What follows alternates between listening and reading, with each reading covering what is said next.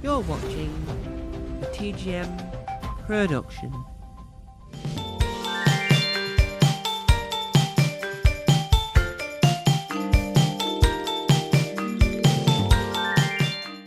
And today I'm here with a very special guest. And today's guest is Ronnie. He is best known for Zippy. Hello. hello, Tom. Sorry, and Zippy says hello too. In fact, this is the life-size Zippy, the one that was on the program, and I've got a little Zippy here. Sorry, I'm shaking the camera, which is the one he was also on the program, but he's easier to operate than the big one on computer. So, hello everybody, lovely to see you. Hello, Tom. There he is. And I always used to say that people used to say to Zippy, has he got any legs? And Zippy says, I choose not to show them. But in this case, he's showing them. There's his leg. Oh, there's my beautiful legs. Yes. Oh, he's disappeared. There you go. How did you get into puppetry? Ah, right. Well, I started at a little puppet theatre called the Little Angel Theatre. And that's in Islington in North London. And I was 15, actually. And the days when I went to school, you could leave school at 15, believe it or not. And I decided to do that. But in fact, before I left school, I did go to a guild of puppetry, and it was called the British Puppet and Model Theatre Guild. And that was not far from where I lived. As it turned out, it was a surprise to me when I discovered it. And actually, I think I was about 13 or 14 when I went there. And it was in a church hall, and a whole group of puppeteers used to meet there. And one or two of them used to do a show, you know, on a Tuesday evening. It was something like 7 till 9 or something. And my parents said, okay, you're allowed to go and visit, you know, see them. And while I was there was going to be a meeting of the World Organization of Puppeteers called UNIMAR. And a lot of foreign puppeteers came over to visit England and to see various puppet organizations. And one of the puppeteers there was a lady called Edith Murray, and she was an Australian puppeteer. And she said she was going to the Little Angel Theatre, which is, you know, a puppet theatre, and perhaps you'd like to come with me. Well, I was terribly excited. So I went along with her, and I saw a production of The Little Mermaid, which is a Hans Andersen story. And it was performed with marionette string puppets, beautifully carved by John Wright, the founder director of the theatre. And he had a team of about 5 people. And anyway, I sat in the auditorium, and the curtain went up, and we watched the show. And I thought this was the most marvelous show that I'd ever seen in puppet theatre. Beautiful lighting, beautiful music, beautifully made marionettes, and they looked wonderful. They moved around, you know, the stage exquisitely. The thing was that it started off, I'm going to tell you the very first picture. There was the mermaid was leaning her head against the figurehead rock. It'd fallen down from a shipwreck or something, and there was this, and it looked like a sort of print character. Anyway, she was leaning her head, and there was a gauze in front of that, and the gauze went up, and then she swam away from the rock and swam round the figurehead rock. And then suddenly there was a storm, and the storm, lots of bits of ship came, and then lastly, after all this music and lightning and effects and stuff, came down a prince, and he just sort of was just floating in underneath the water, and the mermaid swam over to the prince and said, men don't live underwater. And she took the prince up to the surface of the sea, and then onto an island. And that, I thought, was the most beautiful. I mean, that was the first picture of the show, and it was like, oh my goodness, how wonderful. And it was the most perfect show for marionettes, you know, to have sort of fish, you know, swimming around, and mermaids that could swim. And, anyway, it worked beautifully. So after that show, I went up to the Little Angel Theatre's director, John Wright, and said, I don't know whether it's possible, but do you ever have apprentices at your theatre? And he said, well, yes, we do. I've got one already. I've had an apprentice, the first apprentice. If we decide to take you on, you would be the second one. So I thought, oh, fantastic. So anyway, I went home to my mum and dad after the show and said, look, Dad, Mum, I said I was going to stay on at school and take an exam or two. And they said, oh, my father was a teacher, by the way. And he said, oh, yes, very good, very good. Anyway, and I went, well, no, I've decided that the Little Angel Theatre take on apprentices, and I'd like to be the next one. So my father and mother went off into the kitchen to have a little chat about this. And I was standing there nervous as anything, thinking, oh no, my future, will I be able to join this theatre or not? Anyway, they came back. My mother had a twinkle in her eye. And she said that they decided that they will give me 6 months at the theatre. And I thought, oh, fantastic. 3 months for you to decide whether you like it there and whether you get on with all the people there. And 3 months for them to decide whether they like you or not. Anyway, I went back to the theatre and I said, look, my parents said that I could come and be your second apprentice if that's okay. And John Wright said, yes, of course, but there is just one thing. We can't afford to pay you.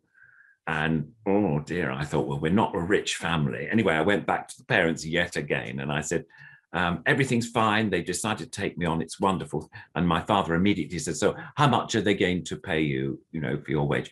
And they won't be paying me. They'll be sort of teaching me for services rendered to the theatre. That will be my sort of payment. And my father sort of looked a bit shocked. And again, off into the kitchen they went.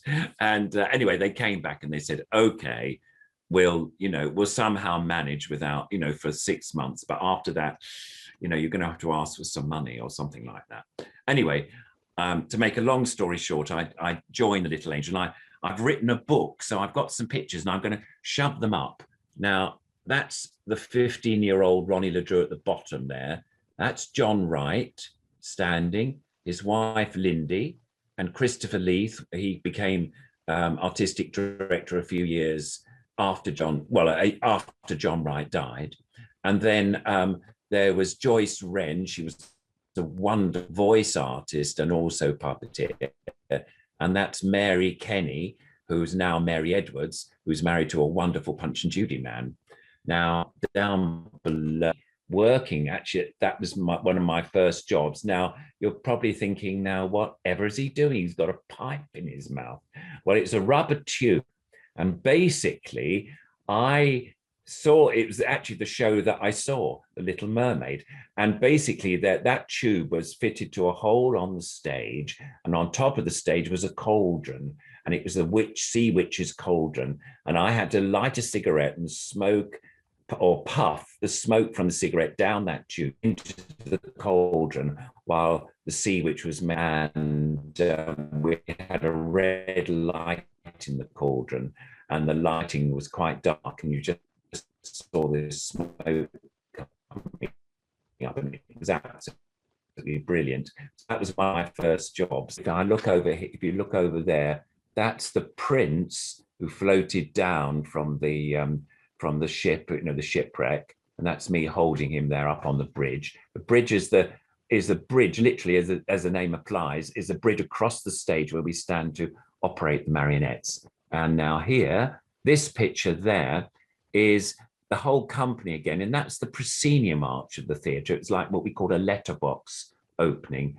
And there's John Wright and Lindy and Mary and Chris and Joyce and myself, just standing in front of a whole lot of puppets there.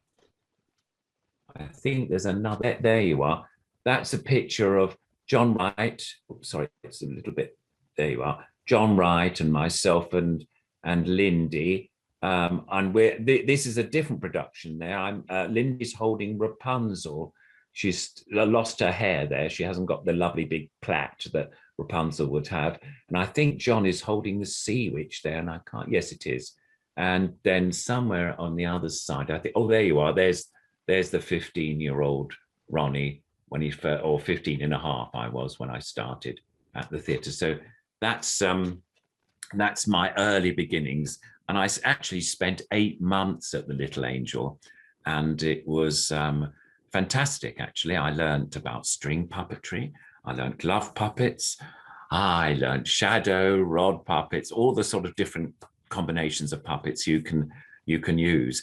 And we did shows every weekend. We did shows in school holidays. So when the school holidays were on, children would come to the theatre. Not just children and their parents, obviously. And sometimes we had school visits of parties of school children came with a teacher or two, and they saw a show as well. So it was quite a busy time. And when the shows weren't on, I was busy in the workshop, not making puppets, because funny enough, I'm not a maker of puppets. But I was helping while John Wright was carving these wonderful puppets, and Christopher Leith did the same, and Lindy designed most wonderful designs. I would get a piece of sandpaper and sand all the joints of the puppets if they were wooden ones. And I was quite good at sanding joints, making them nice and smooth. So there you are. That's the beginnings of my puppetry career. I also carried on being a member of the British Puppet and Model Theatre Guild. And in fact, now, coming right up to date, I'm now president of that organization. So, as the years go by, you sort of move up in grades. And it is really wonderful to be president of actually, it's the oldest organization in the world, puppetry organization in the world, started in 1925, even before I was born. And anyway, so yes, that's really nice. But I as well as working at the Little Angel Theatre, I also visited another puppetry organization called the Educational Puppetry Association. Now that sounds terribly grand. In fact, it wasn't terribly grand at all. It was a basement in Holborn in London. And in that basement, it was just a small room, really. And there was lots of glove puppets and a wonderful couple, Mr. and Mrs. A.R. Philpott, Violet and Panto. Panto Puck was the stage name of A.R. Philpott, and he was a wonderful mentor of mine for glove puppetry shows. And Violet, his wife, was also a brilliant glove puppetainer. And one of the puppets that I use is, here he is, this is the dodo bird. And hello, I'm the dodo bird. Oh, hello, Tom. Very nice to meet you. You see, and I'm very, very old. I'm over 100 years old. Zippy is not as old as that. No, no, no. He's a bit younger than me. But of course, I'm still alive and very, very happy and very, very mobile still. I don't need any walking sticks or anything like that. No. Anyway, I'm going to go now and have a nice cup of tea. Anyway, that was the dodo. And believe it or not, I had a few characters and I did my own puppet show, basically with the glove puppets. And I had a stage which Panto and Violet helped me build. And I did one-man glove puppet shows. And I started, when I had time off from the theatre, to go into schools. And the reason I could do that was Violet and Panto had been doing shows in schools with their glove puppet shows for quite a long time. And they'd got some sort of friends who were headmistresses or headmasters, and I was able to go into the school and do a performance for them. I mean, I was learning, so there was all sorts of things that went wrong with my performance. For instance, I might drop a prop over the front of the stage or something terrible, or a puppet's head might come off or something like that. Disaster, or anything like that. But anyway, it was a learning curve for me. I was learning how to do these shows properly, and also learning how to really work an audience, and what a puppeteer has to do when you're working a live show. You have to listen with your ears and really listen out to what the audience are saying to you. For instance, a puppet might say something, and a member of the audience might say, "You squirted water on my foot," or something like that, which that did happen to me once. Actually, the dodo has a magic safe in the play. and a robber comes along, takes his life savings away, and the dodo makes a very special secret surprise for the next time the robber comes, if he does, to again. And of course, the robber did come again, and he opened the safe and he got water squirted in his face. Now, some of that water squirted out and went into the audience, and it squirted on a little child's foot.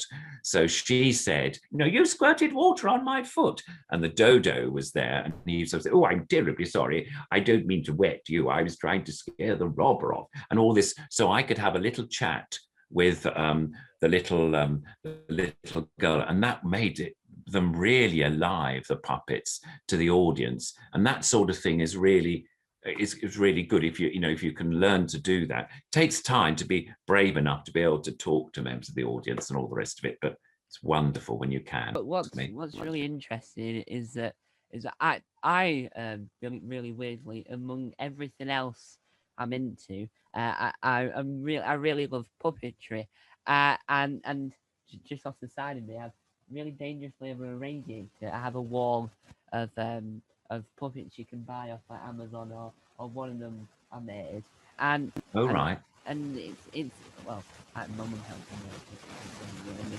But how did you like learn how to do puppetry? Because I've seen that from the one that I've like sort of like picked up some hints and tips from different programs I've watched over the years. And how did you manage to learn this wonderful skill? Well, I think it's about really practicing at home a lot of the time. I mean, when I had my glove puppets, from Violet, I would just, rather than just going, "Hello, everybody," and that would be too much movement for people to focus on. So I'd learn how to be a bit, I've got two fingers in the head. "How dare you? That's me in the nude. Don't show it." "No, it's all right, Dodo. Don't worry." Anyway, so there's two in the head, and then there's two there like that. You see, doing that, and my thumb, and it's all about fingers and wrist movement. You see. And one thing I always do when a glove puppet comes on, for instance, or a puppet, I don't sort of come on with the arms all open, because it's quite nice to have your arms closed and just chat with the head. And that's just sort of simple move. I'm just doing little things with my fingers there. And I'm not moving the puppet every time I speak, if you see what I mean. I'm not moving every time I say a word. I'm not going, "Hello, everybody." I'm going, "Hello, everybody." Do you see the difference? Yeah. It's a bit less. And I don't have the hand, he's got little mini wings, I suppose they are, but he doesn't open his hands until he sort of, "Ooh," and that's a nice big surprise, you see. So it's quite nice to choose the moments when you learn to do a big expression or something. And of course, a glove puppet and a puppet generally doesn't have masses of expression, really. It only has a few movements it can do. So you choose those movements carefully, so that it's really nice for an audience to see. So sort of, "Ooh, lovely to see you, yes." And then I in those days, I didn't, we didn't have computers or anything when I started, so I used to do it rather. I'm pretending now that this would, what I'm looking into now, which is obviously my computer, but would be a mirror, and I'd look at the puppet in the mirror and see how it's moving, and work out its sort of nice walk. And that's just, I'm just sort of doing a walk using my wrist to give it a little bit of movement. So I practice and practice doing that really in front of a mirror. And of course, being at the puppet theatre, I saw lots of different shows with marionettes, as I said, string puppets and shadow puppets, the ones where, the flat figures that you have a light behind and you just see the shadow of the figure. So that was really, thank you, Dodo. That was really good. So that was a way of learning how to do movement properly. And of course, I've been doing it now for, over 50 years now. So, I've got a lot of knowledge, and I've seen lots of different shows. Another thing is to see as many shows as you possibly can. Probably nowadays, it's easier to see them online, on YouTube, and maybe Facebook sometimes puts out things. But and try and look and see how they did them and see how it all works. And sometimes, as you say, there's puppet things online, for instance, on YouTube, where you can see how you make figures, how you perform with them. So you can get quite a lot of information that way.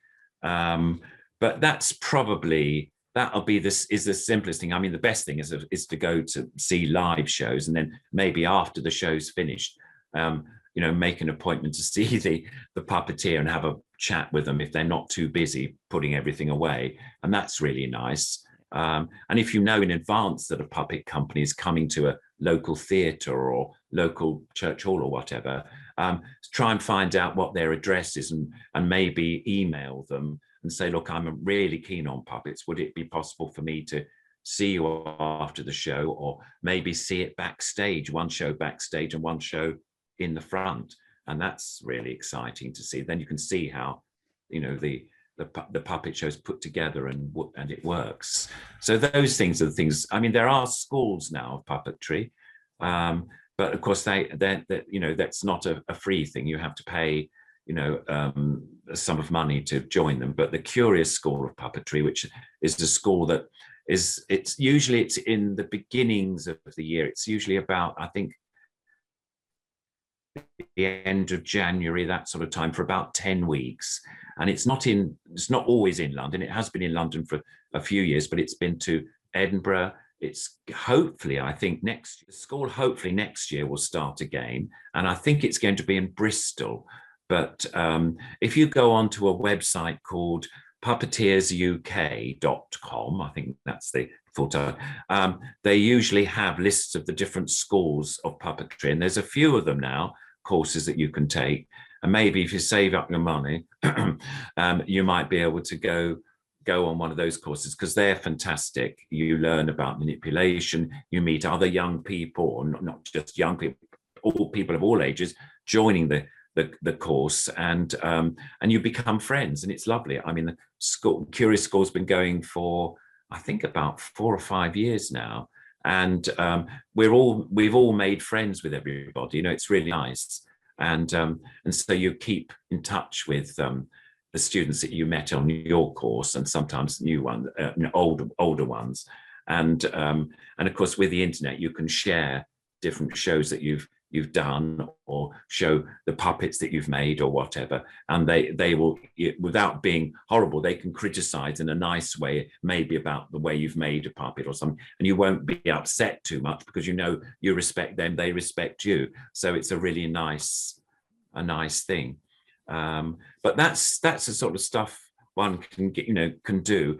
And I think it's usually on a Thursday out of those 10 days, they have a guest puppeteer or a guest speaker to come along and talk early in the evening, from about I think from 7 till 10. I mean, that's quite late, I suppose. But and that time the students are allowed to ask the person questions, and the person will show puppets or bits of film they've worked on, or television stuff. That's really interesting too, to see what goes out in the world of film and television, for instance, which is a really difficult, to be honest, a difficult place to get into straight away. I didn't get into television until I'd done 10 years of puppetry, working with various puppet companies. The Little Angel was the first one, a wonderful company called Clifford Heap's Miniature Theatre. I did a tour with them. And I also worked for the Hogarth Puppets, and they were a husband and wife team, actually, who started their puppetry, the puppetry company in 1932. So they were quite old by the time I joined them. But they'd performed a very famous puppet on television in the early days of television, called Muffin the Mule. Yeah. And Muffin the Mule, you can see some of the old clips of some of the shows that they did on YouTube, plus Muffin the Mule clips of. Anyway, he was the first puppet that was, I suppose what one could say, was the first television puppet icon, if you like. People it started in 1946, even before I was born again. And it was the old BBC, the black and white tellies, and there wasn't that many tellies around in those days, but people had, after the war, they'd spent some of their money on this new system called television. I mean, it had started previous to that. It had started in 1936, before the war, but not many people in those days had even thought about telly. But after the war, it became a bit more, the people more interested. And there's a wonderful building in North London called Alexandra Palace, and that's where they had their first studios. And Muffin started there. And basically, Muffin the Mule was a mule marionette, and he had lots of little friends. Oswald the Ostrich. They had Peregrine the Penguin, who was very sort of fussy and everything. And they were marionettes that were performed on top of a grand piano. The grand piano was flat, and there was a lady called Annette Mills playing the piano and singing the songs. This is for young people, by the way, first young children's show really on television in this country anyway, that was really, really popular. And between Annette Mills singing the songs and talking to the puppets, it became, as I say, really very, very popular. And I was very lucky. I worked in about, I think it was 1965 or 64, the very first time. And I'm looking at my book again for pictures, because in my book, it's a bit of a history of how I started my puppet career. And I'll just show you, just for people who are interested. That's the Hogarth puppets. I know it's a bit funny because it's back to front, but there's me holding a dragon puppet. There's a wonderful puppeteer called Richard Bradshaw sitting on the ground there. He was the other assistant in the show. And there's Jan Bustle, who was the chief puppeteer of the Hogarth puppets, and his wife, Anne Hogarth. I mean, they actually performed the show together. And the man next door, next to Anne in the white shirt and holding a bag, he's a man called John Blundell. Now, you might not have heard of him, but you've probably heard of some of the shows that he was involved in. He worked for Jerry Anderson, and there were sort of famed puppet films that they did for television, starting off with Twizzle, but then ending up with things like Thunderbirds and Stingray and Four Feather Falls and Fireball XL5, all these wonderful films that I certainly watched when I was a kid on television, and you can still see quite a lot of them. And John was a designer and maker of puppets, and he worked for Jerry Anderson, and I met him when I was still that young, so it was really fantastic. Now, looking over here, it was a caravan show that I worked with them, and that was the caravan, especially made, as a puppet theatre.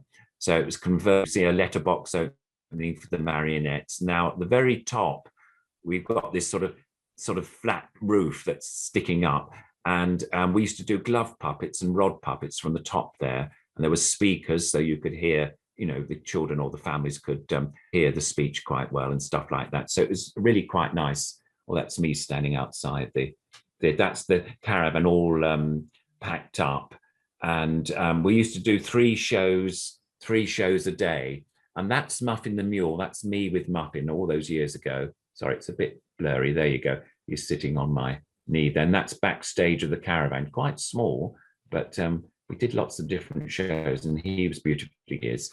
And every now and again, I actually still work Muffin. In fact, I'm going up in August, fingers crossed that we're allowed to have public event, and going up to Alexandra Palace, where television started all those years ago in 1936. And there's a Facebook group called Kaleidoscope.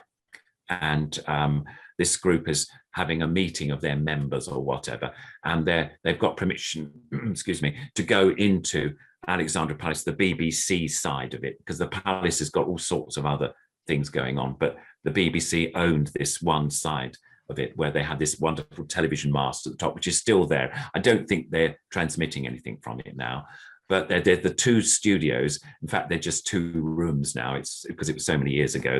They're trying to convert it, in fact, to a television museum, the history of television, which would be fantastic when that's open. But I mean, that will, take time. But this group of people are going, and they're going to be shown round their various rooms and stuff. And they want Muffin the Mule to be there because he was started his adventures there. So, and I'm going to be borrowing the puppet from the granddaughter, because sadly Jan and Anne are no longer with us.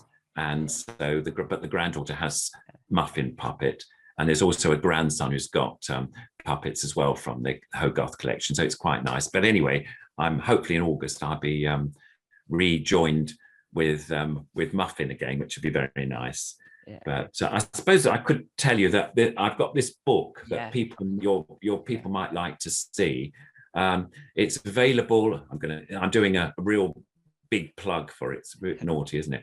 But as you can see, if you can't read it, it actually says Zippy and me, and there's Zippy there. Whoops, knocked his head.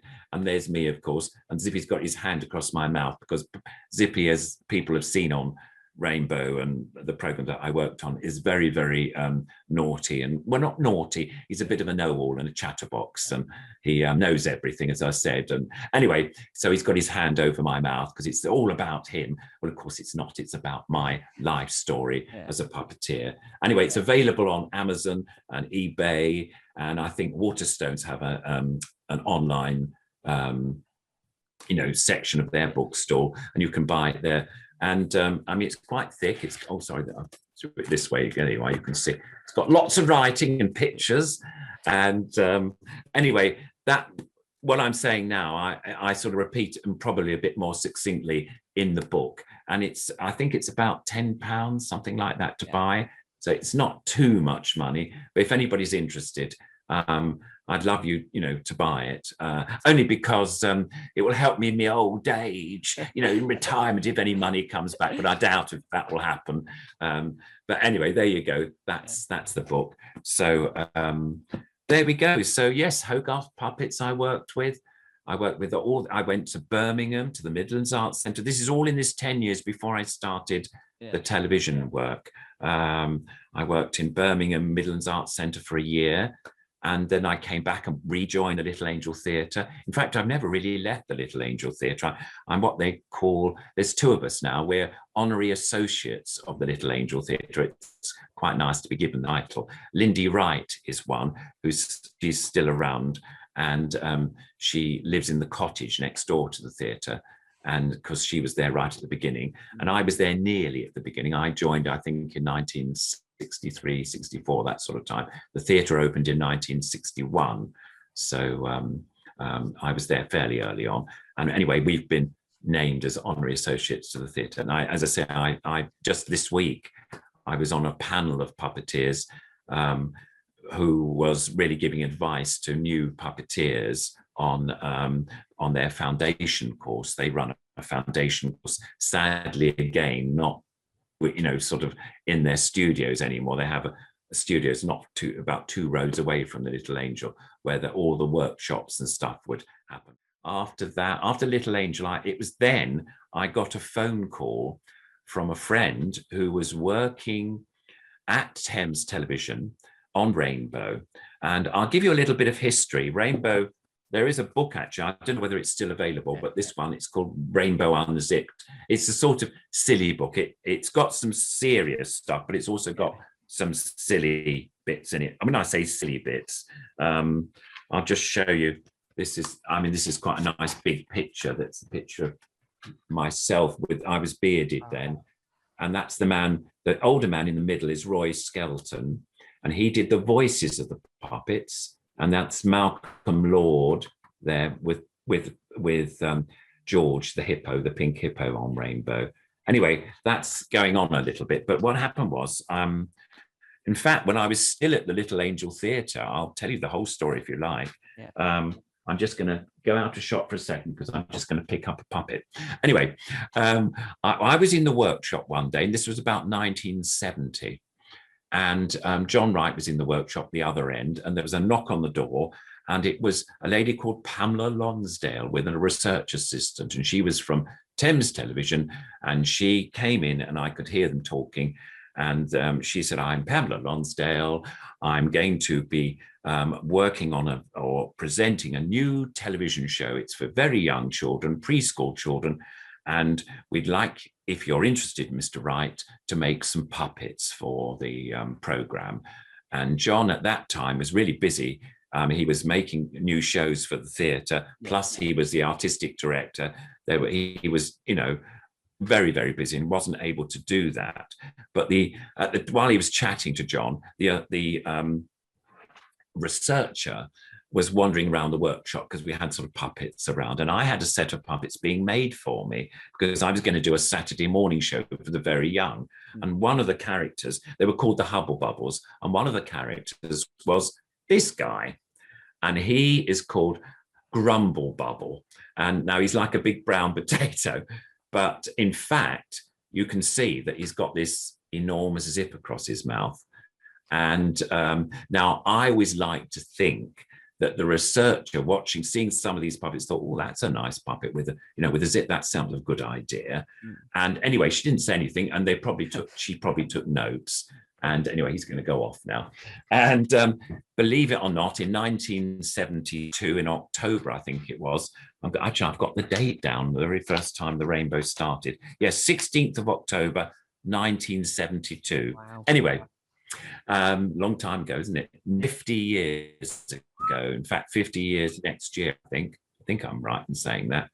So it makes me 309, but I've had a lot of work done. Anyway, so what happened was it started, and funny enough, the puppeteer to work on the program who worked Zippy was Violet Philpott, who was my mentor all those years ago for Working Glove Puppets. And she made the original Zippy puppet. He looked a little bit different from the Zippy that we know now, a little bit smaller head, and worked slightly differently. Anyway, she did that. And the very famous man who did the voices for the puppet, or the puppets, along with Violet, was a man called Peter Hawkins. Now, everyone thinks, well, who's Peter Hawkins? Well, he was famous for there was a program when I was a child called Watch with Mother. And one of the programs was Bill and Ben, the Flower Pot Men. And he had this lovely character voices, and he did the voices for them. And they were sort of blah, blah, blah, blah, ooh, wee, blah, blah, blah, blah. And they were all sort of funny language he did, and it was hilarious. I mean, when you're a kid, it was very funny. And then he also did the voice of Captain Pugwash. I don't know whether you saw that. That was a flat puppet thing, but that was great fun. And he did all the voices, all the different voices in this. He was like a pirate, and there was all the other shipmates and everything. But he was also famous for doing the Dalek voices as well on Doctor Who. So, exterminate. And he had a sort of microphone thing that could distort his voice a bit.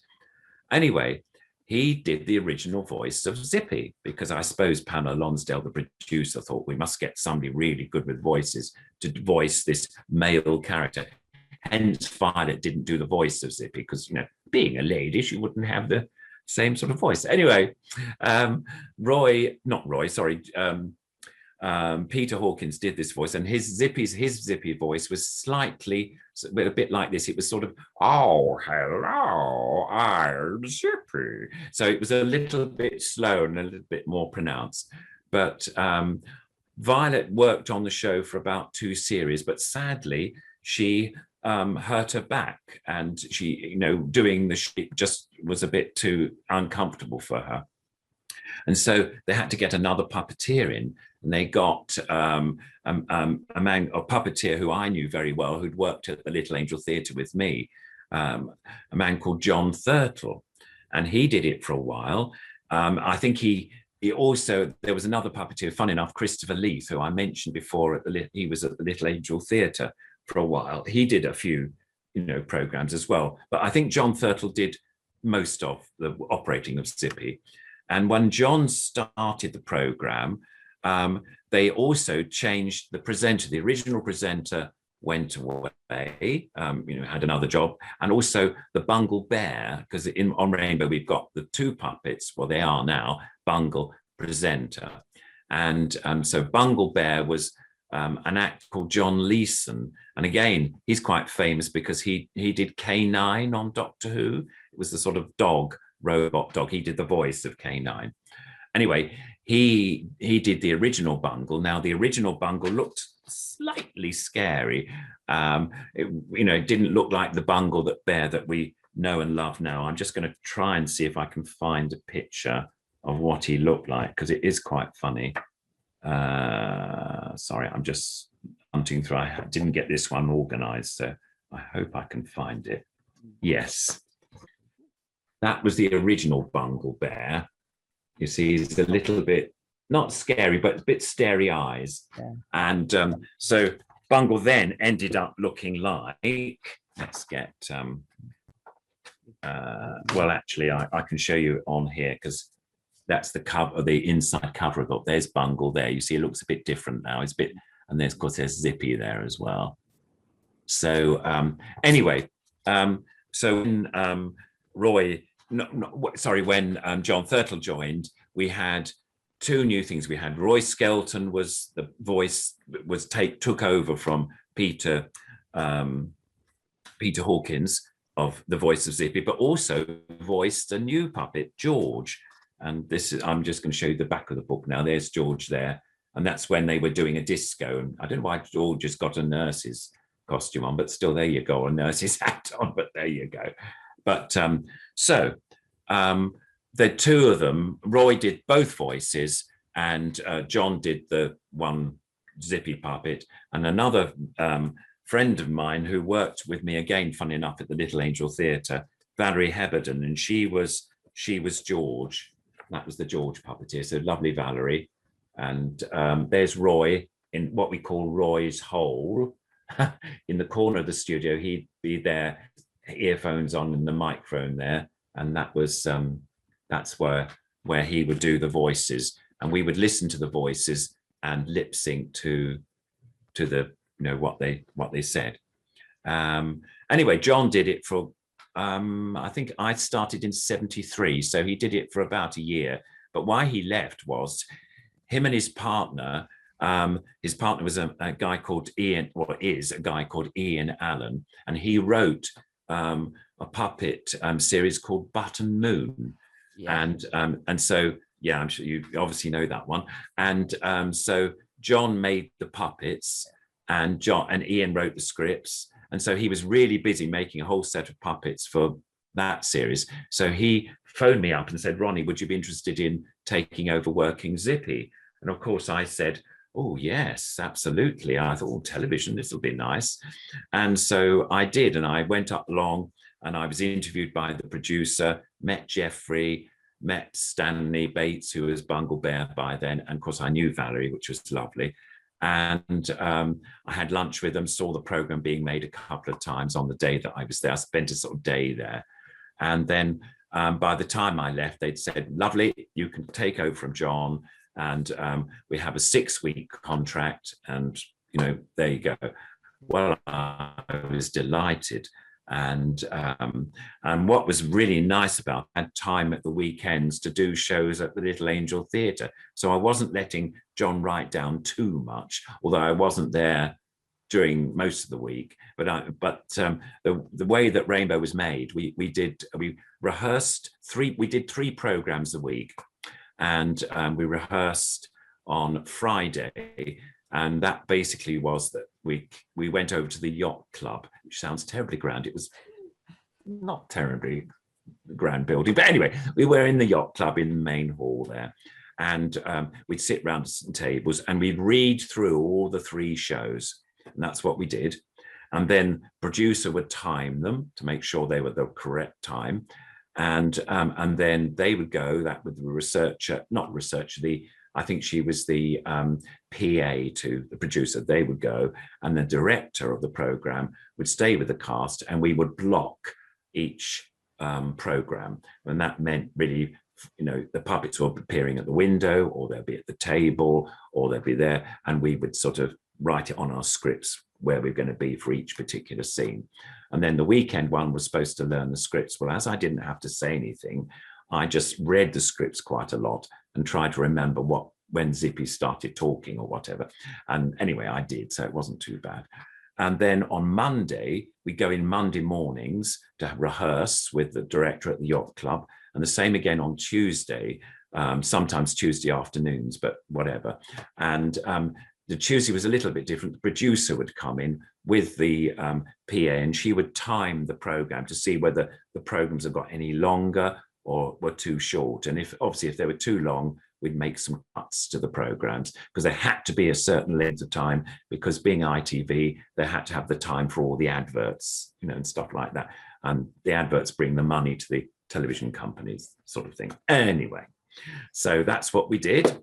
And then on Wednesday, Wednesday and Thursday, we recorded Wednesday we recorded 2 programs, and on Thursday we recorded 1.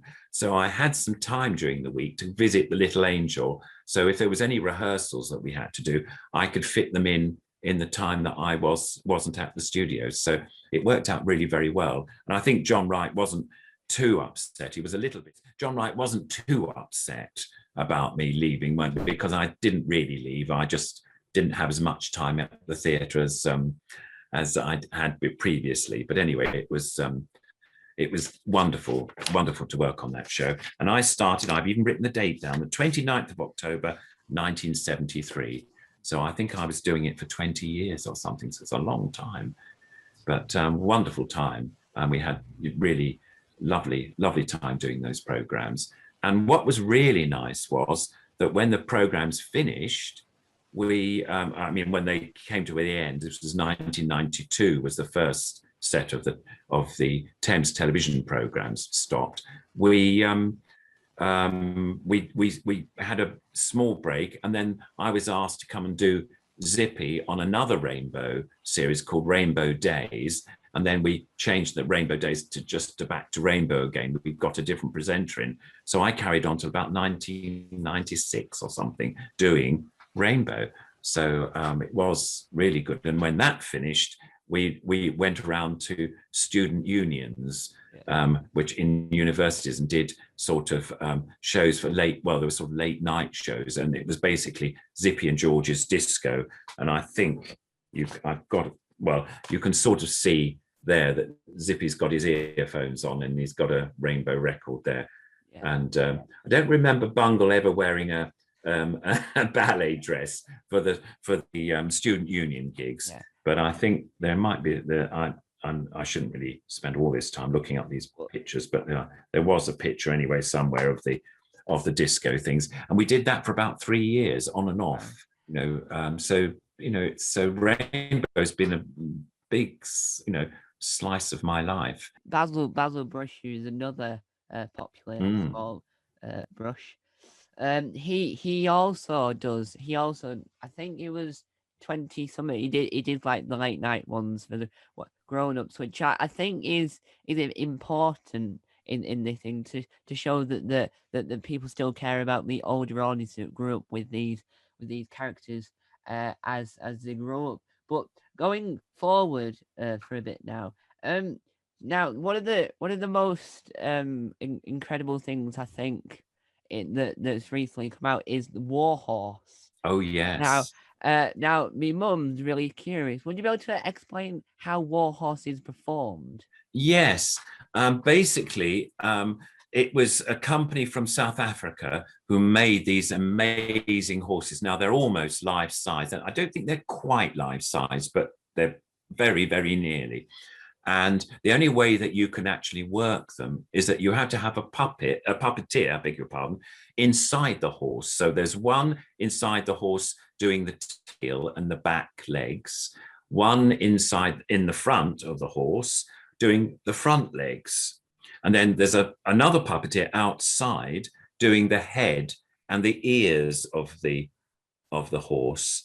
And the 3 puppeteers have to work absolutely together so that the horse looks amazingly like. And then of course you've got an actor or actors working,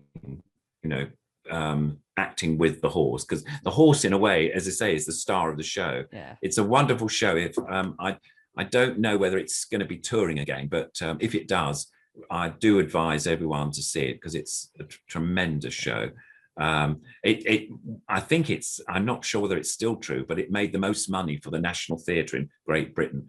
Wow. Because so many people wanted to see that show. It was so popular.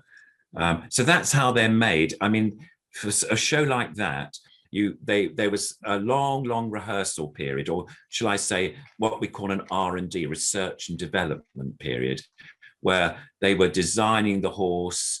They were designing what sort of movements they could make and how the horse would fit onto the puppeteers, because it's sort of it fits over them, they're underneath it, and it's quite heavy, to work that, and you have to be quite strong to do it.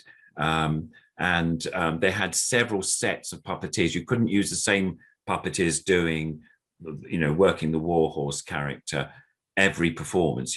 They had to change, and another set came in. I think they had about 3 sets of puppeteers so that they wouldn't be too exhausted, or they wouldn't strain their muscles too much, because it really is quite tiring. But because it was the National Theatre, there was money for extra rehearsals. They had a physio person helping them if they sort of, pulled a muscle or did anything.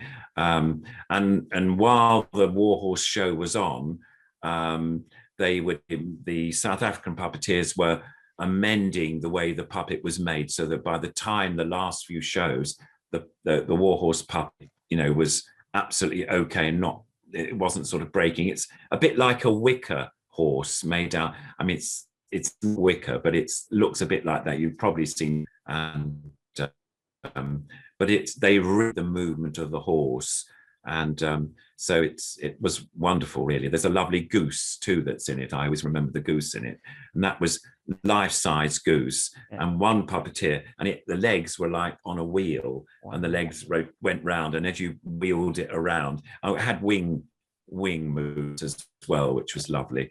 And so it was, as I say, the production is really worth seeing, and it certainly was a turning point, I think, in British puppetry, in a sense that the theatre goers really discovered that puppets are really something really exciting, and so it's brought up the profile of British puppetry, to a much higher standard, which is great. Although we always try to do that with stuff that we've done. I think the Little Angel in the past did a production for this. I mean, I suppose Warhorse was for family shows. I think it was 1969. That's 68, 69, which is near the Royal Festival Hall in London, South Bank. And there was 1,100 people sitting in the Queen Elizabeth Hall, so it's really big. And we did a production of Igor Stravinsky's The Soldier's Tale, and he was this Russian composer. And it's quite a dark story, but only for adults. And we used very large figures, sometimes 3 people working one puppet.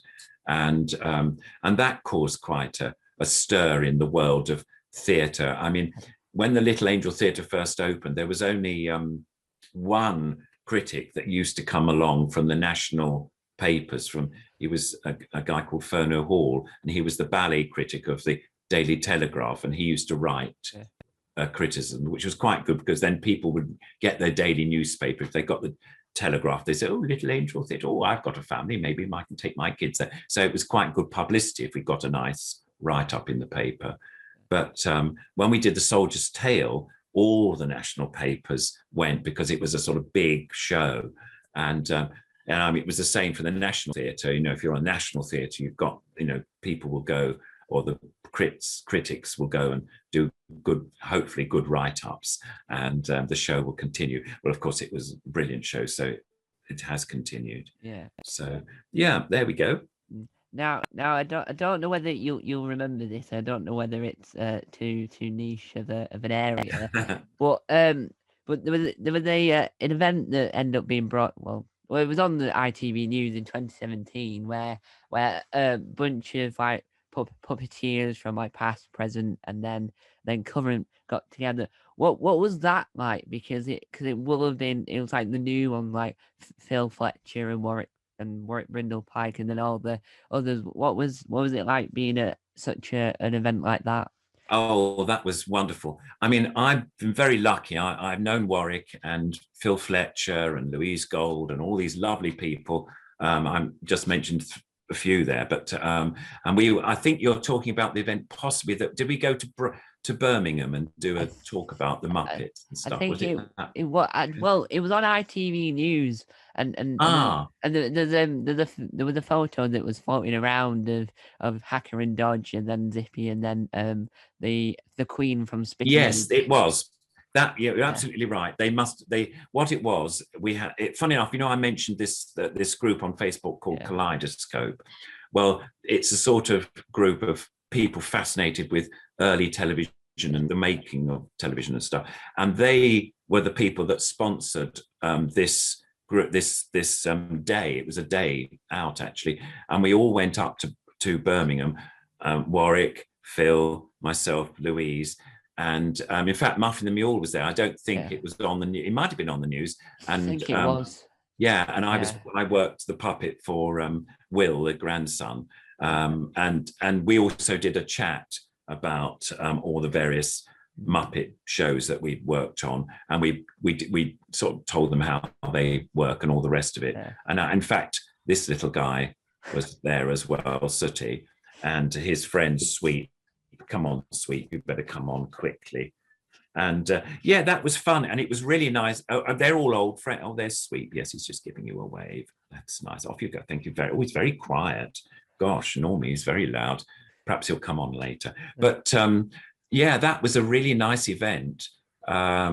We were interviewed by, as you say, by the ITV News. So we did that, and we were all together, I think. Yeah. And it was a bit uncomfortable for us because we were all sort of kneeling and putting puppets up and hoping. And they're all different sizes, like the Queen from Spitting Image, that Louise had. Was quite, and their Zippy's quite big, as you can see, and then there was Hacker and Dodge, sort of. Anyway, but I because I've been in the business a long time, and I know them all, and so it was a bit like friends meeting up, and we'd say, oh, how are you doing? What are you up to? And blah, blah, blah. We were just chatting, and then we'd do our bits talking about the various puppets that we worked on. So that was great fun. That was really nice. And seeing them all together, sort of what it was like, really nice. But it made me think that there a lot of like characters are now, because of the reboot thing, they're all coming back, and then they're all on telly and this. And I think there should be like a modern sitcom where you see all the puppets from different eras all coming together, and they all end up living this massive apartment flats. And I think it would be interesting to see all these characters come back to life. It would be great. Yeah, I agree. It'd be lovely. The difficulty now, I think, with television and stuff is it's all, I hate to say, it's all about the money. And a lot of the independent companies now don't have as much money as they used to have in the days when we started, like in the 70s, 80s, 90s sort of thing. And now they're scraping for every penny. And also that, I hate to say, a lot of them are doing programs as cheaply as possible because they don't have so much money. And they'll do a lot of the stuff that doesn't really need many, anything too technical to do. So there'd be a lot of chat type programs, or rather than, a sort of where a program where a set has to be made and a set for a puppet, a group of puppets all in the same show would have to be very specially made so that the puppeteers could hide, and be comfortable doing the puppets. And then the say a string puppet, they'd have to have a sort of bridge so the string puppet could be worked properly. So it would cost quite a lot of money, sadly, to do a program like that. But I mean, yes, I think the public would probably love it. Yeah. But there we go. It's not down to the poor old puppeteers. It's more the division executives spending their money, whether they'd actually spend it on a show that included all the different puppets. Now, on the lines of Zippy, you might not know the answer, but do you own the rights to the Zippy name and the Zippy brand, or no? Is it ITV still? Yeah, it's basically, there's a company. Well, originally it was Thames Television's program, so they owned it, and I think Fremantle Media owns the brand, as they call it, and that's Zippy, George, and Bungle. But now there's another company, and I think it's an offshoot from Fremantle called Boat Rocker Media, and they own it. So if I do anything with Zippy, I can't do it independently. I always have to ask the company, would that be all right if I can take Zippy along? I mean, obviously I had this Zippy made. This isn't the original Zippy. This was a copy of the one that I've got. My original one is he's not being refurbished. This is a copy of my old one, but at the moment the puppeteer is refurbishing George for me, because I've got a George as well at home, but I haven't got it here because he's being refurbished at the moment. Anyway, and this is the one, Zippy, that he did. But no, I can't. I can't do anything I like with Zippy. I wouldn't. It's not my thing. They've been very good to me, the company. They have allowed me to go on to various programs and stuff, and they certainly allowed me to use Zippy on my book, the cover of my book, which of course it helps selling it, which is great. I did, with the publishers, when the book came out in July 2019. And during that time, I did lots of radio interviews, to help promote the book. I did a few television programs to promote the book, chat show type things. So that was, and I was allowed to do that. I did do The Last Leg. Yeah. Do you know that program on Channel 4? I was going to ask you about that, because Adam Hills, who is a fantastic Australian comedian, he's not used to all these things that we enjoy here in Britain. So was it a different atmosphere for you, because it's like Alex and Josh were probably like over the moon that they got to meet Zippy, but what was it like with Adam? Was Adam scared? No, he is one of my favorite presenters on a program. He is brilliant. He didn't know Zippy. I mean, he actually said when Zippy, I tell you the reason why Zippy went onto the program. It's a live program. So the Friday before I came on, Josh said something, and I think somebody tweeted, or somebody said, "Oh, Josh, you sound like Zippy from Rainbow." And Josh sort of, and so what they thought was, the production people thought it would be great to surprise Josh with Zippy popping up over the top, the next week. So that's what they did. And I was free, and Fremantle, or Boat Rocker, I think it was Fremantle, they said, yes, that's no problem at all. You must come along. So I had to lie. I mean, there wasn't time for them to make me any proper hide. So I was like behind their seats and that sort of couch there, and it was pretty uncomfortable. Zippy wasn't the most, I was lying down, it was really hard, but it was very funny. I had a moment when they said, "Oh, now we've got somebody who's going to pop up," because I popped up with Zippy, we're next to Adam. And Adam went, "Oh, gosh, what a big reaction." And the audience went mad. They all thought, "Oh, it's Zippy. Oh, my goodness, blah, blah." And I was like, "Oh, thank you. And then Adam turned around and said, "Well, I don't know you at all, because I'm an Australian. I don't know anything about you, but obviously you're quite..." I was like, "Oh, I'm very famous." And it was really nice talking to him. And he was brilliant. It was so funny. And then, of course, Josh was like, "Oh." And I've forgotten the name of the other guy. It's terrible. What was it? Alex. Is it Alex? It's Alex. Alex. Yeah, Alex. That's right, Alex. That's it. And they were lovely. And we also had on our program, I think Harry Hill was on, who's a lovely comedian. Yeah, he was. With the big collars. Yeah, he's really funny, and he does a lot with puppets on TV Burp. That's right. And I did. Zippy appeared on that once, which was lovely. And he's lovely, Harry Hill. In fact, I think he's a patron of a Punch and Judy fellowship or something. I mean, he's really keen on puppets, so that's really nice. But he's also a really nice guy too. Yeah. But it was a fun program to do. And I tell a little thing. We finished the program, and I was just going off, and I had to hide the puppet under my arm. I had it sort of in a bag, because the company said, "Oh, we don't want them to see that Zippy's just this toweling creature. He's really alive." Anyway, so I was going out, and Adam was talking to the audience. "Thank you very much. You're a fabulous audience." And then suddenly saw me and said, "Oh, Ronnie, come back here." And I sort of came back, and I was there standing in front with him. And he said, "Ladies and gentlemen, this is Ronnie Ledrew, who does Zippy." And they all went, "Ah!" They all clapped like mad, and thank you very much. It's very kind of you. Thank you. And I went off again, and he said, "Come back," and I had to come back and do another bow. I mean, they really went mad, which was really lovely. And then in the green room, after the program was finished, lots of people wanted to get a picture with Zippy. So I was there. I don't know what time the program, I think it's an hour program, was finished at about 11. I don't think I got home till about 12:30 at night, maybe later. Wow. That shows how much Zippy's loved throughout the nation.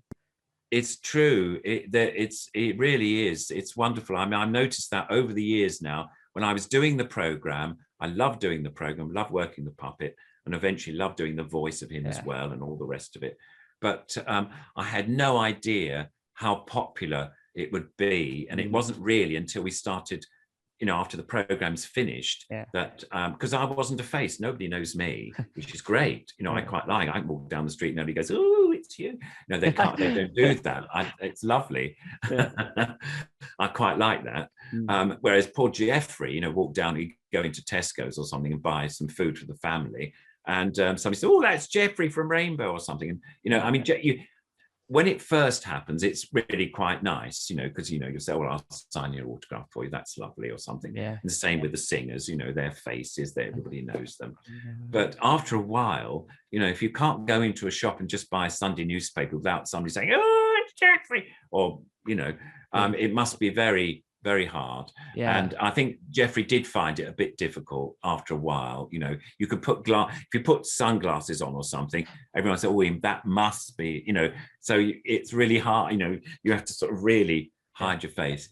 But and sadly, I think for Jeffrey, it was sad for him, he was a brilliant character actor on the program.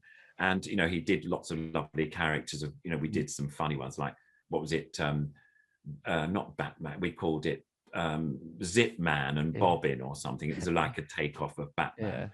And Jeffrey did a brilliant Joker, from Batman as an evil, and he's really good.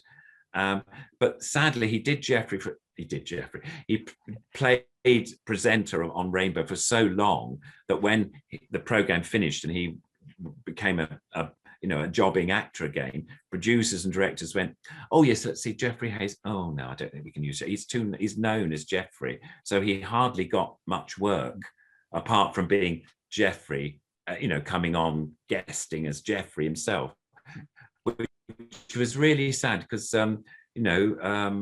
it must be difficult when you're an actor to not to get cast anymore. And I think that was really sad for him because, as I say, he really was a really good actor. So there you are. That's life, though, sadly. But, and as well as doing Zippy, you also did a cast of other characters. Now another one of my favorites, which says a lot, because I'm young, but I know, absolutely. but in spirit, people have labelled me as 80.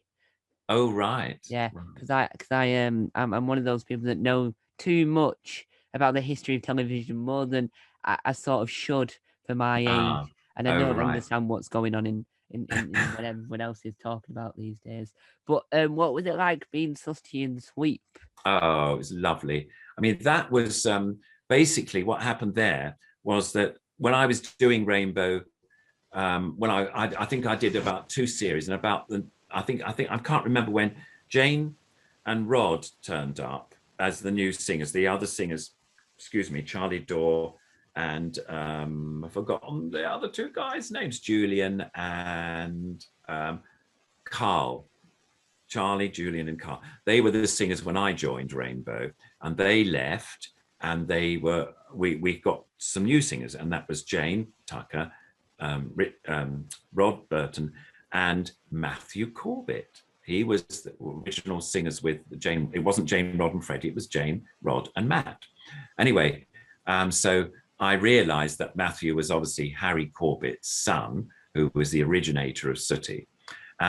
Anyway, everything was fine. And then I can't remember what year it was. I think it was about 1976. I'm not very good at remembering the years anymore now.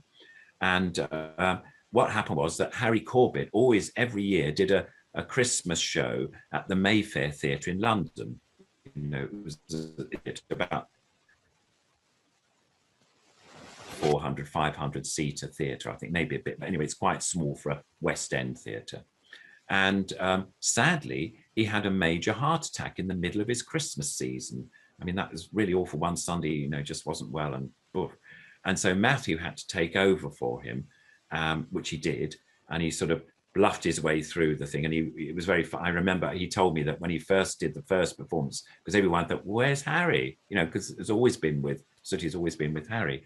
And Matthew said, well, Harry's not well, and so I'm Matthew, so I'll be taking over, Sooty and Sweet. And I mean, the audience soon, it was fine. He was part of the family, so it was like I'm Harry's son, so should be all right. Anyway, and he was brought up with his father doing Sooty and Sweet, so he didn't have any problem. But then the following summer, the Thames Television, fun enough, Sooty was made at Thames Television. It's just one of those things. So Matthew was asked if he would present the program now, because they were slightly worried that, Harry had been so ill, although he was a lot better, he was out, he was able to work, but they were a bit worried. I think it might have been insurance problems. If somebody's had a major heart attack, if they died in the middle of the making of the program, God forbid, it would be awful, and it would, it cost the television company a lot of money, insurance wise. So they felt it was better if Matthew, I mean, that might not have been the reason, but I think that possibly it was. And so Matthew took over, and he actually took over eventually the whole Sooty Limited organization. And so what was lovely was, because I got to know Matthew anyway as one of the singers, because we were all sort of on Rainbow, he said, look, Ronnie, would you be interested in coming on and doing being sweep on Sooty, during the summer, because we have a break. And, I said, oh, that'd be fantastic. I'd love to. So sure enough, I started working, and I did about 4 series, I think. Now I did, that's Matthew Corbett wearing a yellow sort of tracksuit thing. And then there's me at the bottom now. I've got my legs sort of squashed under a rock, but if I go a little bit, it's a bit blurry, but top of the rock there. Now, if you look further up, there's a camera, the cameraman, and it's Sooty and Sweet rock climb. I have to hide, pushing my body under the rock there, but the puppet's there. And they've got little crash helmets on. It's quite sweet. And there's Daphne Shadwell, the lady she's got scripts there on the side there, and she's making sure that everything is done. And we had most wonderful weather. We filmed in Dorset, and that's me. It was so sunny. I've forgotten I've got sunglasses on. Actually, it sounds like I'm a bit starry there, but there they are. There's Sooty, Sweep, and Sue, and that was in Matthew's van, I think, or Matthew's Land Rover or something we had. Now that's Matthew.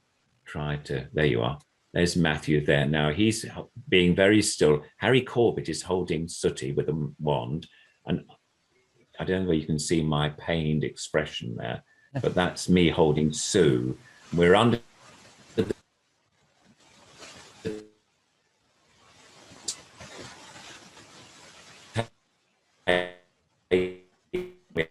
to hold them very still and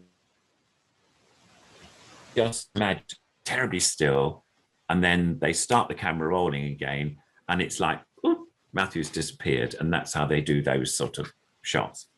And so that was that.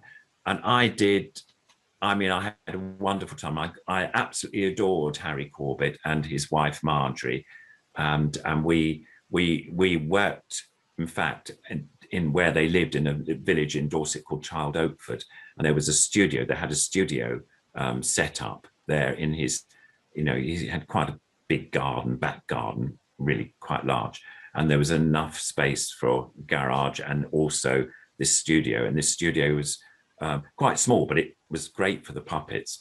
And so we were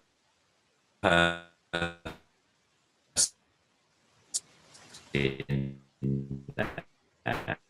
the various showed Sooty and Sweep swimming in a pond, no, not a pond, a swimming pool, and that was quite fun. In fact, there's a clip of it on YouTube. I know somebody found it on the Sooty and Sweep page the other day, and I suddenly saw there was Harry standing there in his swimming trunks and Matthew, trying to teach, I think, Sweep to swim or something silly. And he was on a diving board, and we just had the legs, on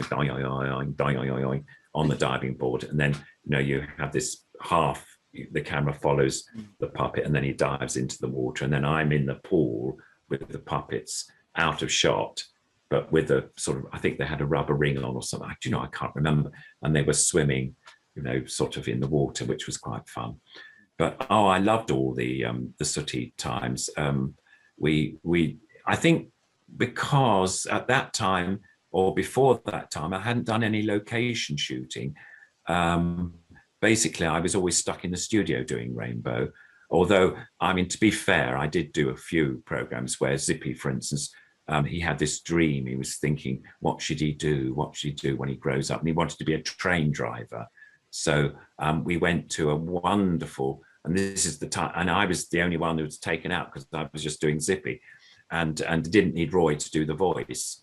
So we went to Hythe and Dymchurch Railway, and I think it's 2/3 size railway trains, and I think it's still running today. And these trains, it's little steam trains, so they were Zippy.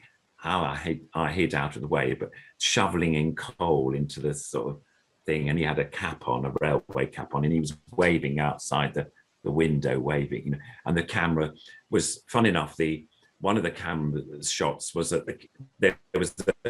there's two lines, there's a way, and a train can go that way, and they sort of, one came back as one was going, and so we had two trains going together so that he could be filmed in the thing. It's quite clever. And then we had kids in the back waving with flags and in the carriages behind. So that was a lovely event. And then we did Rainbow Went Camping.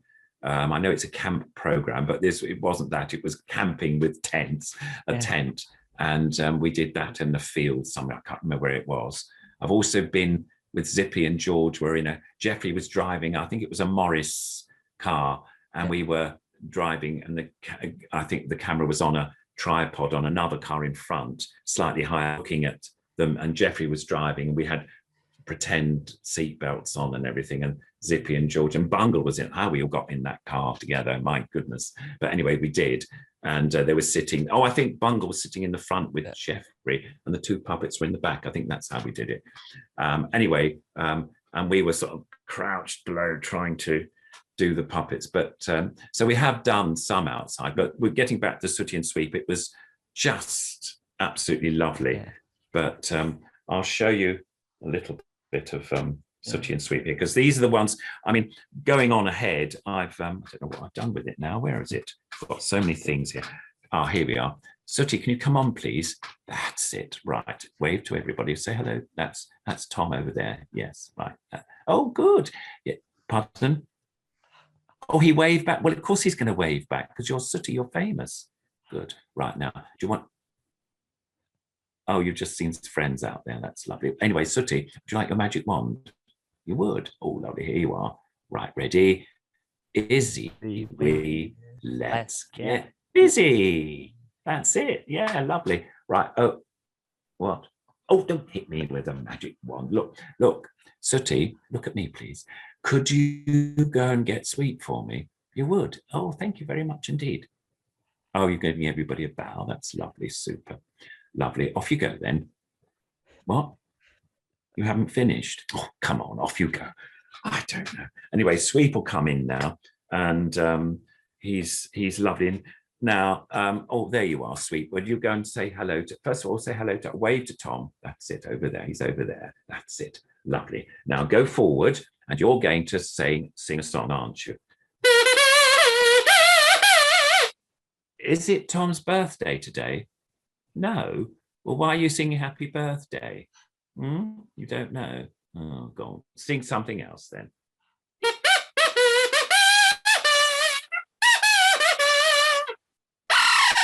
Oh, don't scare everybody. Anyway, Sweep, you better say goodbye now. That's it. Bye-bye, yes. Bye-bye, yes, you're saying goodbye now. That's lovely. Well, there you are. That was Sooty and Sweep for you. And I've had the greatest pleasure working with the Corbett family, and also Richard Cadell, who now owns Sooty Limited. And I think it was 2 years ago I did the last series that has been out on ITV with Sooty, Sweep and Sue, and I was working Sue most of the time, actually. But that was great fun. It's lovely. And hopefully, fingers crossed, there may be a movie of Sooty Sweep, but we don't know. I mean, hopefully it'll all, these things take time to organize and everything, but that would be really nice. But Richard's great. He's doing lovely things with Sooty and Sweep, so it's marvelous. Now, I don't know if you'll know this, but this has been something that I've been pondering ever since since Richard took over. Do you know whatever happened to Scampy? Because Scampy was around with Matthew, and then within Sooty and Co with the really catchy theme tune and in the animated stuff, and then just sort of slipped away when they moved to the theme park. Yes, I think Richard has brought it down in a way just to. I think Scampy sadly is having a rest from Sooty series now. So it's more like Sooty, Sweep and Sue, and occasionally we have what's his name, Ramsbottom, the snake will come in, and we get Butch the dog, the bulldog. Hello, I'm Butch, that one. Excuse me, I've got no puff there. And then you've got there was a cat, but I don't think the cat's in it anymore now. I've forgotten her name now. But so I think Richard sort of condensed the characters a bit, and so just using those. But I think possibly because that it might be having you can only have perhaps one puppeteer to help him maybe when he's doing the live shows or whatever. I'm not quite sure the reasons, but I think that's probably it. And he thought that Sweep, Scampy was too much like Sweep, in the sense that he was a bit naughty and he used to get I think that's the answer. But as I say, you'd have to ask Richard. But I think that's probably what it was. Yeah. And for me, I'll just talk a little bit about myself for a minute there. But for me, the way that it's all like now all on YouTube and that, and it's all on DVD and in all the places you expect to see these medias, you get to enjoy it more. So when I was really young, it was really oddly Rainbow was on Nick Jr., which I can never get my head around to this day. But as I grew up and learned, I ended up just spent like months watching Basil Brush for months, and then watching Sooty for months, and watching Rainbow for months over and over again on YouTube. And it's and then you learn more things. And as I've grown up, you watch it again and you see different bits and bats, and then you learn. So a lot of like all the ins and outs of TV and bits and bobs I've learned from watching those shows over the years. But I think what really was really inspired me into loving puppets was the beginnings of like Muffin the Mule and Bill and Ben the Flower Pot Men and all those, and it's really interesting. But what's your favorite style of puppetry? Because I quite like hand and rod puppets more than you say your big birds. Well, I started with marionettes because the Little Angel Theatre, John Wright, the founder director, he died in 1991, by the way, but he was a brilliant wood carver, and he carved all these beautiful marionettes.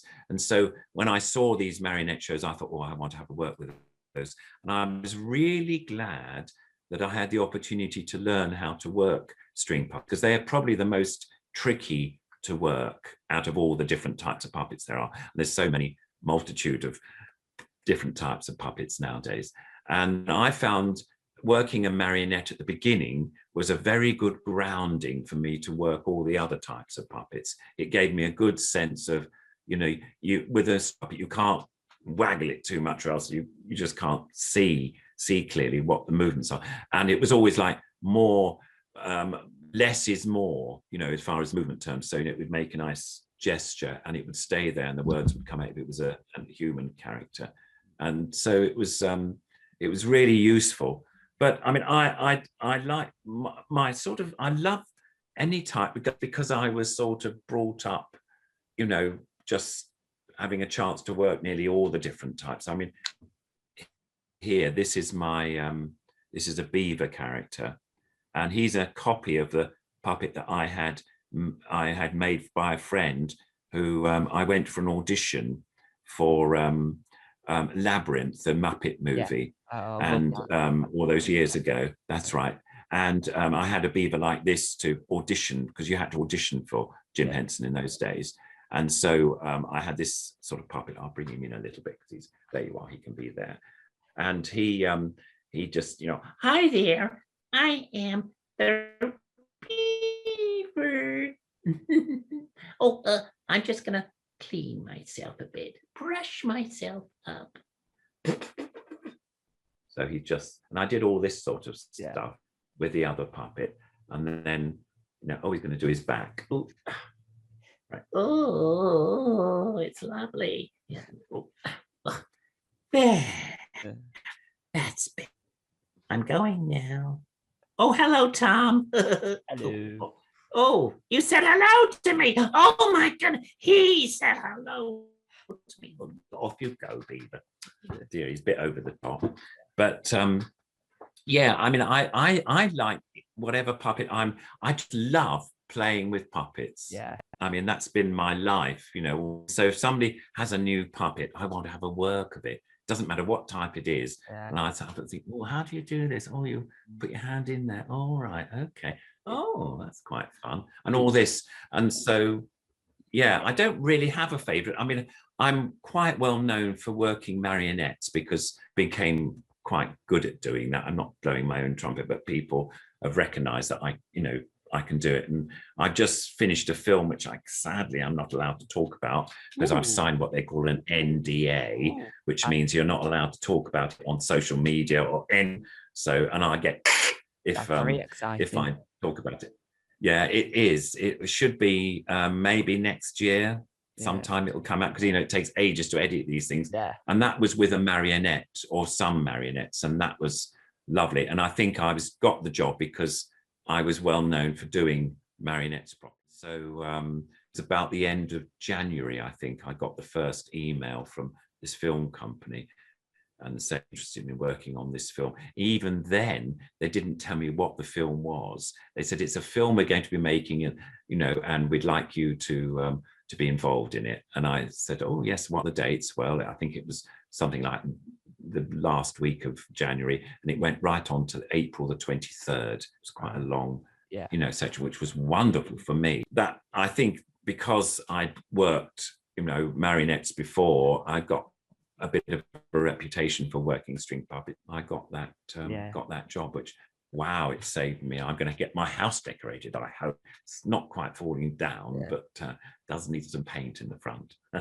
with puppets, with the ones that with the way that I've always loved the idea of having my own, and because I did, it was sort of like a GT. I did performing arts, and for some bizarre reason, I decided that I was going to have a puppet involved, and so me and my mum made a puppet. And then once I'd finished doing all it, we added arms to it because it looked so good, scarily good, and nothing ever really looks amazing in this house. But we added arms to it, and what's quite interesting, because I never used rods before because I was new to it. I look like an expert. For no apparent reason, I randomly look like an expert. And it's well, that's really, great. Yeah, and I really liked it. But one of the other things that really inspired me, not just UK puppets, is the amazing Jim Henson Company. Now you and a bunch of other puppeteers got to work on the amazing Netflix show Dark Crystal, which was just Oh, I watched it. I've seen it twice now, and it's incredible. What was it like in your experience working on the set? Oh, fabulous. What for me was really nice was the fact that I was working with a whole group of friends that I'd worked with, quite a lot of them before, some new people, um, but it was lovely. And I auditioned. I was, in fact, I can tell you, when we did that Birmingham get together with the Muppets, with Louise and Warwick and Phil and all that, coming back home on the train after that was finished, Warwick was, and Louise and I were on the train coming back to London. And Warwick said, "What are you doing tomorrow?" And I said, "Oh, I'm having a day off. I'm exhausted," sort of thing. And he said, "No, you're not. You're coming to audition for this new again to do." And I went, "What?" And I didn't know anything about it at all. And Warwick, bless him, told me about it. And so the next day, instead of sleep, up quite early, and it was an audition in London. And I went along and you filled in loads of forms and they measured the size of your hand and they took your photographs so they knew what you looked like when you came into the room. And anyway, it was wonderful. I went up to that and I was given a script to read. And so it was of one of the, I think it was one of the Gelflings or something like that. It wasn't a Skeksis or anybody too characterful. I shouldn't say that. I mean, they're all wonderful characters. But anyway, and when I came in, I'd worked a few years before with Kevin Clash as one of the Muppeteers. You know, he originally did Labyrinth. He worked on Treasure. He was one of the anyway, he said, "Oh, hi, Ronnie," you know, being a lovely American guy, and I hadn't seen him for years. And I said, "Oh, hello." Came, he said, what are you going to do? And I went, "Well, I've got this bit of Gelfing." He said, "Oh, no, you're not. Do a Skeksis for us." So basically, they just had head of a Skeksis, which wasn't finished painted. It was just the sort of rubber thing. And then they had a camera set up and they had a stand to put the script on. And then two other puppeteers, I think Warren had been one of them actually, and another puppeteer came in with some other ones. And I think I was playing the Emperor. You know, I didn't know what it was all about. You know, you had a few lines. I was, "Oh, hey, the Emperor." No, I was just making up some silly voice. And I did that. I met the director. The director was at the table, lovely Louis, who was the French director, wonderful guy. Henson, member of the family I've never met before, was Lisa Henson, who was the elder daughter of Jim Henson. And she was there because she was executive producer. So that was nice. So it's nice to meet her for the first time. And then we didn't hear for quite a while. That would have been in the summer. And by Christmas, I thought we were going to be hearing from. We had a letter saying, "No, you've been chosen. You'll be one of the extra additional puppeteers in the show. We'll be, we'll be in touch." Something. Well, we took ages, and then I think by January we eventually heard from them. They say, "Yes, we're going to be we'd like to use you." And I used to, we had a daily, which meant we could come in on particular days they required us, which was a good idea, because if we were there every day, we'd probably be sitting in the green room forever and they wouldn't get to the scene that required lots of other different puppets. So anyway, it was all worked out. And that's how I did it. And I had a lovely time. There was a marionette sequence in Dark Crystal, which I did, which was lovely. I brought my marionette in and I auditioned with him. It was quite sweet, really. And one of the lovely things is to meeting the Froud family. That's Brian Froud and Wendy Froud and Toby Froud. And Brian Froud was he conceived the original Dark Crystal film with Jim, all those years ago in the early 80s, I think it was. And he then reconceived the Age of Resistance puppets and all the rest of it. But so he was like one of the original creators of all these wonderful puppets. And Toby was the baby in Labyrinth. Now he's 30 something, But anyway, I brought my puppet along. They did a sort of camera test with my puppet, and they said, "Oh, this will be great." And then they transformed one of it wasn't a Gelfling, what did they call Podling? One of the Podling characters in, and they gave him legs and arms and stuff. And they took pictures of the control that I used to string puppet, and they made a bigger version of that because the head was about this size, so it was quite big. And anyway, I did it's only a few seconds, but there was a party going on with the podlings, and it's like in a cave, and they're all dancing and playing. And at one point on the side is the marionette dancing, and that was me. And Louis, the director, was really keen and loved that. And he was very nice to me, and we got on. Sometimes I'd see him on the train going up to where the studios were, which were in Langley, which is sort of near Pinewood Studios. So is it Buckinghamshire or something like that? Anyway, whatever. So that was very nice. But they were a lovely, friendly bunch, and we were invited to a crew showing of one of the episodes. I mean, we couldn't sit through all 10 episodes. We'd be, but of course it's on Netflix. We can see it anytime. And if you look at the making of film, you'll see there's a couple of shots of me, which I was quite surprised, working a rod of a puppet, and then the shadow puppet sequence, I was working on that as well. And there's a tiny bit of me in that.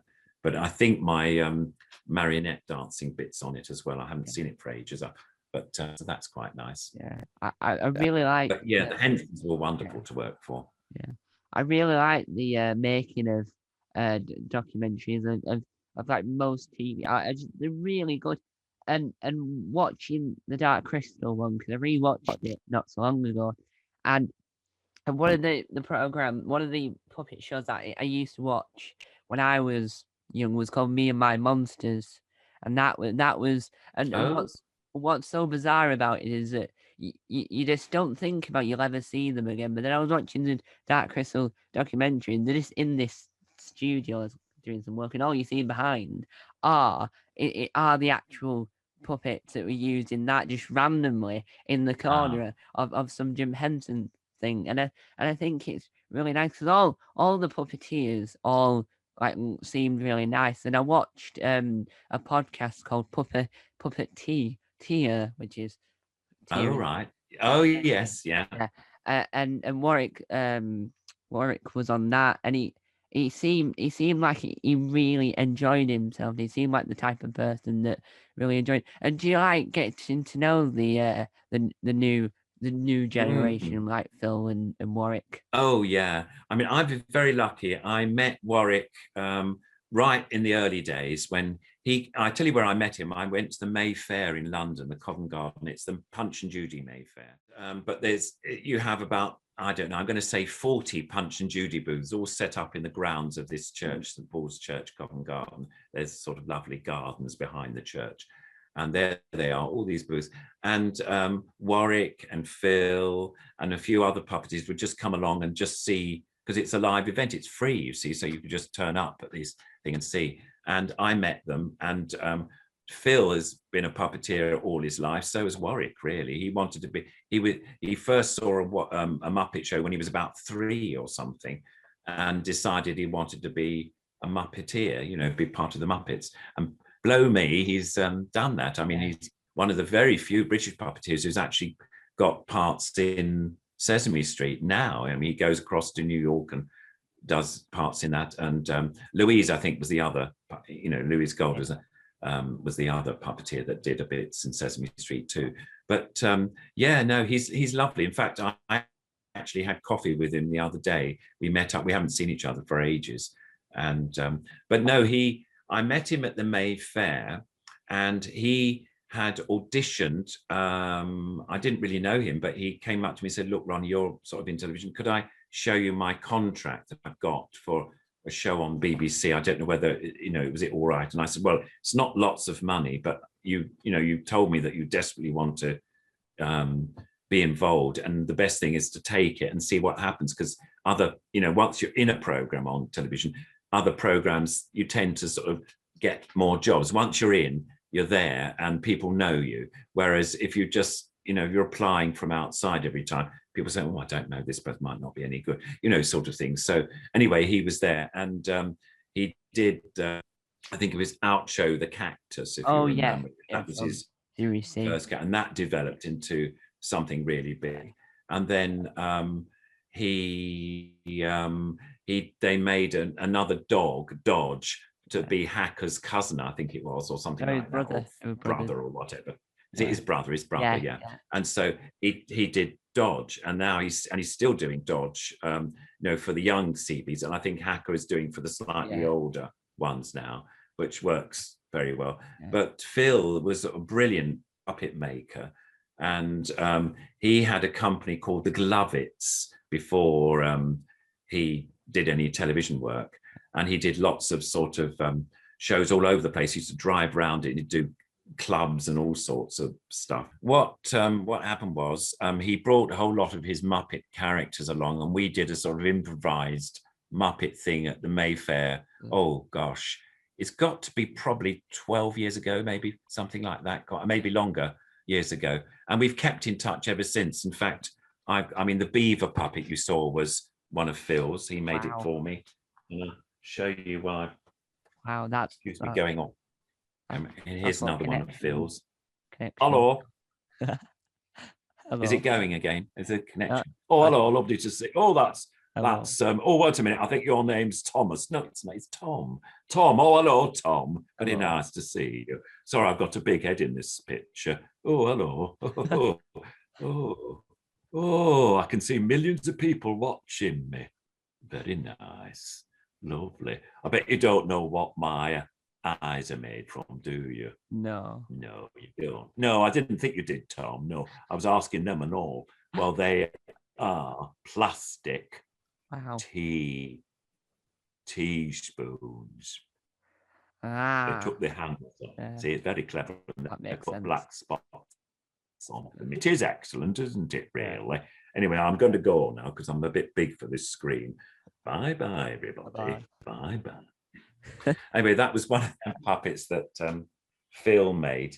And no, he's brilliant. And he's, lovely guy. And in fact, because I was president of the British Puppet and Model Theatre Guild, I was asked if I would interview Warwick and Phil for the AGM, which was 2 weeks ago or something.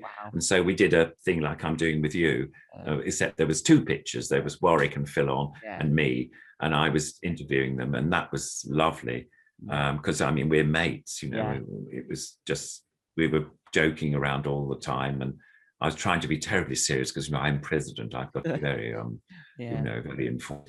And they were saying, "Oh, Ronnie, be quiet. What you can't say. I'm president." And we were just having fun, which was very nice. But so it seemed to go down very well. One of my things that I have on my main channel, I have a public playlist called Retro and Puppets. Now, one of the things that I always keep on watching over and over, because it's one of the greatest, well, it's one of the best things in the game show industry, was the puppet version of Weakest Link. What was that like? Yeah. Oh, that was wonderful. Again, you see, it's a bit like working on a film when you're an extra puppeteer. All the puppeteers you've known for all the years all suddenly meet because they're all doing all their characters. Like there's a wonderful guy called David Claridge. Now, people wouldn't know who David Claridge is, but he did Roland Rat on television. And I helped work with him a couple of times, and I worked with David in Birmingham when I did my season in Birmingham. So I knew David, hadn't seen him for years. Suddenly he was there. It was lovely to see Sooty and Sweep, or Sue then. So not Sooty and Sweep, it was just Sue, I think. Yeah. And that was Brenda Longman, who does the voice of Sue. She's lovely. Yeah. Of course, there was Zippy and George all squashed into that Weakest Link little thing. I mean, it wasn't comfortable. And then there was the 2 not goblins, what are they? Gnomes or what are they? Yeah, that's right. And they were lovely. That was Don Austin and John Steam. No, I can't remember his surname. Isn't it terrible? But that was fun. And so in the green room before Anne, what's name, came in and everything, we were all saying, "Oh, what are you up to? Nice to see you all." So there was lots. Simon Buckley, who does the is it a goat? Oh, it's terrible. I mean the sheep. Nobby the sheep. Nobby the sheep. Thank you. So I'm forgetting all the names of the characters. But so we were all in this thing together, and there was Anne was reading the question, and nobody knew what the questions would be. It was quite interesting. I mean, there was no sort of cheating. What you saw is what's true. So, and in the end, it was a toss-up between, I think, Roland and Sue from Sooty, and Sue won it. But I know that Brenda is a great. She loves being, you know, in competitions, and she's Yeah. not going to get defeated. So and I think probably David is a bit like that. You know, it's very sort of, I'm going to win this, Yeah. and of course, well, somebody's got to win it, and actually Sue did. So Yeah. it was quite something. And it was so nice when you look at it. It was so nice seeing the different generations all come together, because you had all the different, and then you had one of the ones that I think isn't as well known as all the others, but Nev the bear doesn't seem as well Oh known as yeah, all the others, but sweet. he is quite nice and quite small. Yeah, no, it's lovely, and it was beautifully voiced. You know, oh, his little quiet little voice. That was sweet. Yeah. No, it was great to have all those different characters together, and that sort of program, it worked really well. I think to have, you know, all these. I mean, I think they've done other what they call celebrity Like, programs on Weekend Slate, where the other actors from the soaps, EastEnders and Emmerdale and all that, and so. But it was very funny to have the puppets, you know, on it. But it's lovely. I've got a copy of it. It's fun to do. And in fact, I think they sent us a photograph of Anne, you know, sort of saying, because she was actually quite nice. She's not as sort of, you know, off you go or whatever. And she's not quite so vile as she sounds when she's, you know, or strict. I shouldn't say vile. She's very strict. But no, that was a nice program to do. That was fun. That was done at Pinewood Studios, actually. It was very nice talking to you on this lovely interview.